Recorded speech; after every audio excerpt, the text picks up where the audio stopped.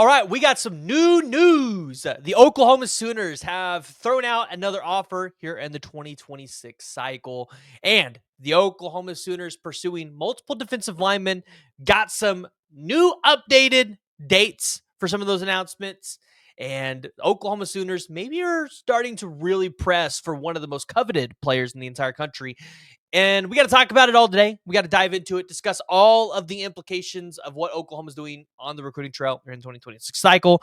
So, as always, this is where I ask you to hit that like, hit the subscribe button so you're never missing out on any recruiting content. You're always being brought up to speed on what's going on with Oklahoma. It's completely free to you to do it. So, just check and make sure you're subscribed.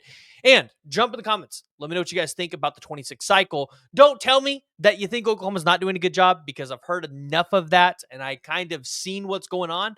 I want to hear, who do you think the next three pickups for Oklahoma on the recruiting trail can be? Because they still have plenty of targets out there that can go out there and land.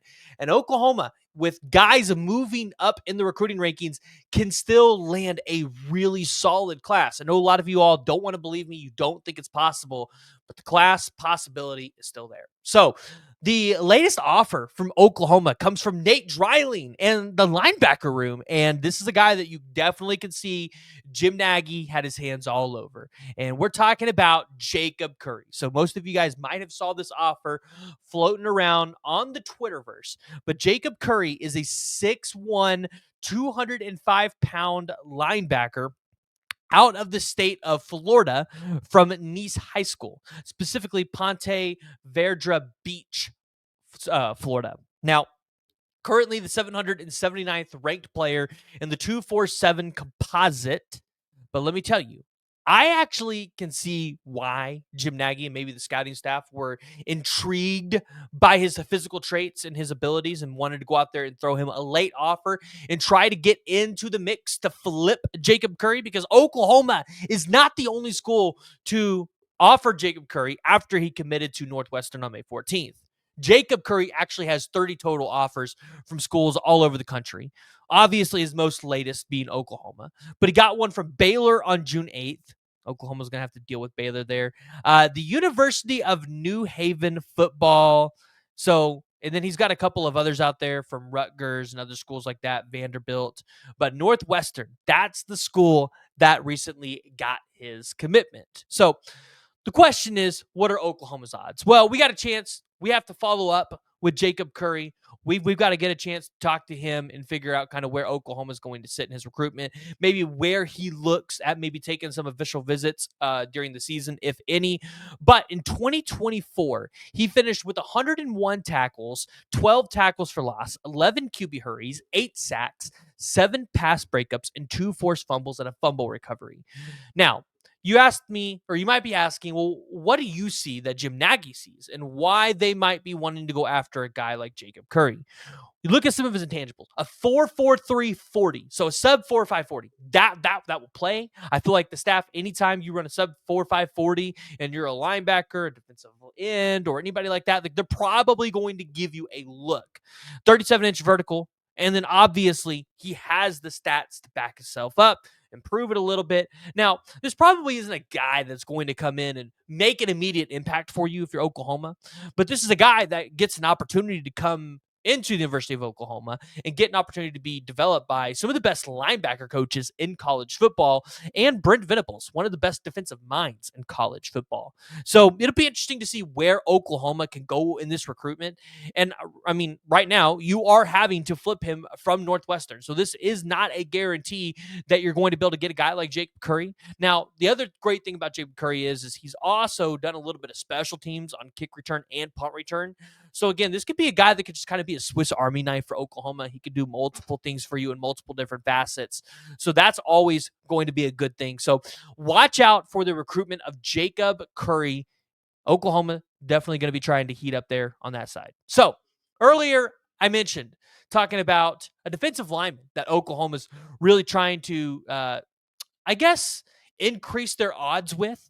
And you guys might have seen that. That was the one and only Elijah Golden at 6'4", 275, an absolute monster. Now, we did believe for a while that this was going to go Notre Dame's way, but the intel has started to kind of point and suggest that Jim Nagy and the Oklahoma Sooners really want Elijah Golden a part of this 2026 class. You understand it when you watch his film, you see his frame, you see his physique, everything that he's able to offer. This is a guy that he can be a force at the point of attack. And, over the coming years, like if he continues to fill out, like he's going to be an exceptional player, but can be a guy that can be kind of like a precision rusher for you as well. So yeah, in his last season, 10 sacks as a junior. So an extremely physical dude, multi-sport athlete, wrestles. Last season, 61 tackles, 29 tackles for loss, 10 sacks, 8 QB hurries, and a pass breakup in 11 games. But again, if you're Oklahoma, your biggest battle, it felt like, was Notre Dame. Alabama was in there as well. The number 184th player in the 247 composite ranking. So this would be a huge addition for Oklahoma if they can get Elijah Golden in this class. He pushed his commitment date back from, I believe it was the 26th to August 9th now. So Oklahoma, it feels like, is the reason why that commitment date got pushed back. So we'll have to see kind of what Jim Nagy and Todd Bates and Brent Venables are kind of cooking up there.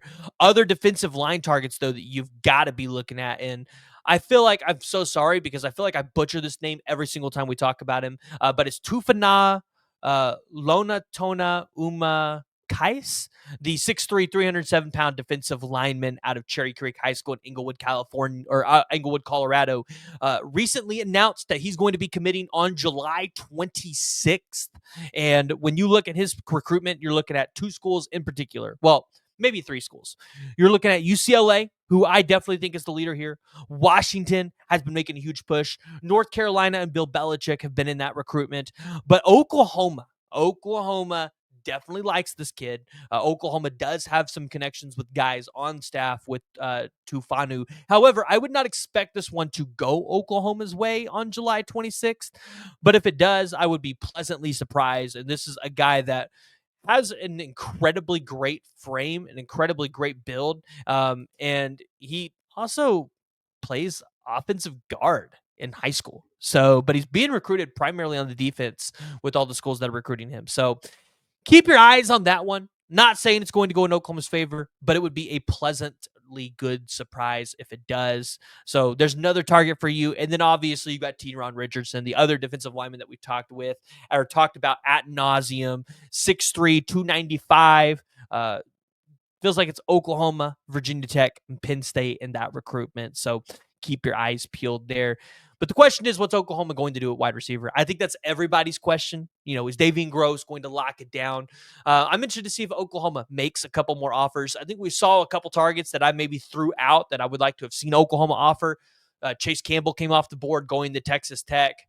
You had the other kid that ended up committing to Miami. So I'm sure the staff will do some late-term evaluations. They're going to try to flip a couple guys in the 2026 season. So at this point, it's just kind of like a wait-and-see thing for Oklahoma. We'll see if anybody actually wants to announce a commitment to Oklahoma in the month of August. But I want to hear from y'all. So join the discussion. Jump in the comments below.